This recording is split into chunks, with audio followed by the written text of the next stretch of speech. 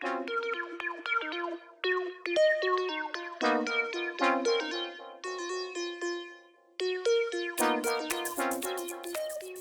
esse caso clínico entrou, caso clínico da semana relacionado à anestesia ambulatorial e anestesia para diagnósticos de imagem com uso de contraste. Então, o nosso caso clínico da semana é de um paciente, vou colocar sair do quadro para vocês lerem aí. Então, caso clínico, paciente com história de asma brônquica na infância, teve crise há 2 meses. Relata que há 10 anos teve prurido facial de pequena intensidade ao ingerir camarão. Regressão espontânea. Quando terminou a administrar o meio de contraste radiológico para fazer uma urografia excretora, esse paciente teve um rubor facial intenso, né? Ficou bem vermelho e teve um pouquinho de dispneia. Foi transitória e essa regressão foi imediata. Então, frente aí a esse quadro desse paciente que você está lá no exame com ele, né, dando um suporte para esse paciente, não necessariamente anestesiando, mas em alguns lugares a gente fica dando suporte a esse paciente. Qual a hipótese e o tratamento que a gente tem que dar para esse paciente? Então, primeiro, qual que é a minha hipótese diagnóstica? Então, quando eu analisar esse paciente, eu consigo ter alguns dados importantes relacionados à minha hipótese diagnóstica.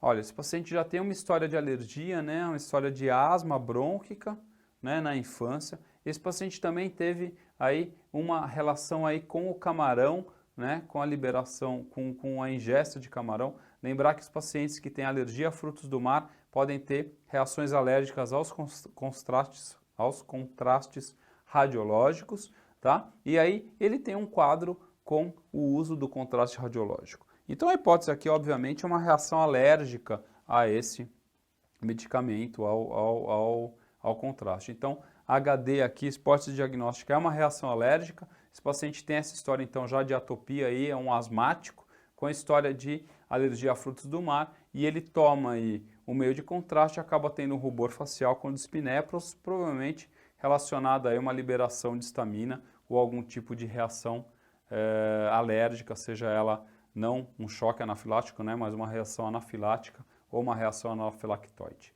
Reação anafilática pode ser diferenciada clinicamente de anafilactoide? Não. Não existe diferença clínica entre as duas podem causar vários tipos de manifestações. O único jeito de você diferenciar uma ou outra é por dosagem imunológica, quando você tem envolvimento anafilático. A gente vai falar disso mais para frente, tá? Então aqui eu tive uma relação alérgica, né? Então a minha hipótese diagnóstica frente à história do paciente mais o quadro clínico que ele desenvolveu com o uso do contraste me diz aí que é uma reação alérgica. Qual que é a minha conduta nesse paciente? Eu quero a conduta nesse paciente. A conduta nesse paciente qual que é? Quase nenhuma. Esse paciente tem um quadro aí de regressão imediata do que ele teve. Ele não tem mais dispneia, não tem mais alteração nenhuma. Então, qual a minha conduta inicial nesse paciente? É garantir aí uma oxigenoterapia. Coisa mais fácil que tem, põe uma mascarazinha, uma nebulização nesse paciente. Então, a minha conduta nesse paciente que teve essa dispneia e que já voltou ao seu estado normal é dar um suportezinho de oxigênio para ele. Então, a oxigenoterapia. Posso usar adrenalina? A adrenalina está totalmente indicada no paciente que fez um choque anafilático. Esse paciente ele deve ser utilizado aí a adrenalina. Tá? Outras medicações que podem ser usadas como suporte, não como tratamento, mas suporte do quadro alérgico ou do choque anafilático. Fluidoterapia, se o paciente fizer uma hipotensão. Lembre-se que nas reações alérgicas é muito mais frequente os quadros circulatórios de hipotensão do que os quadros de broncoespasmo. Tá? Todo mundo acha que o broncoespasmo é mais significativo, não é. A hipotensão é mais frequente. Pode ser feita a expansão volêmica, pode-se fazer a corticoterapia, de preferência com os glicocorticoides, como a gente comentou lá no grupo do Facebook, tá? Que tem mais indicação nessa parte alérgica.